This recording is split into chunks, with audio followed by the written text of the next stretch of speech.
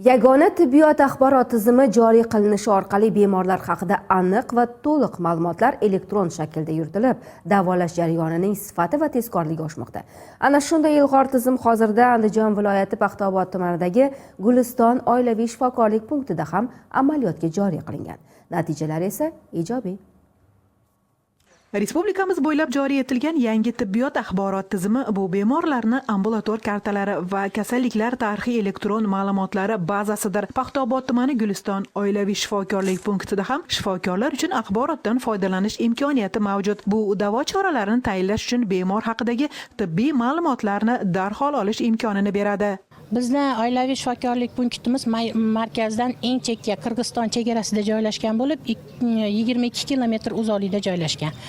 Bu yerdan markazgacha bo'lgan masofaga yetib borib davolanishlar hozirgi DIMIT programmasi boshlangandan beri deyarli 90-80% ga kamaydi. E'tiborlisi, bu jarayonda har bir fuqaroning shaxsiy sahifasi bo'ladi va bir so'z bilan aytganda DIMIT platformasida fuqaro qachon, qayerda va qanday kasallik bilan kasal bo'lgani, qanday dorilar iste'mol qilgani, qanday muolajalar olgani haqida batafsil ma'lumotlar aks etadi. Biz ro'yxatga oldi darrov, uchirtga turmadikmi, darrov qarashdi.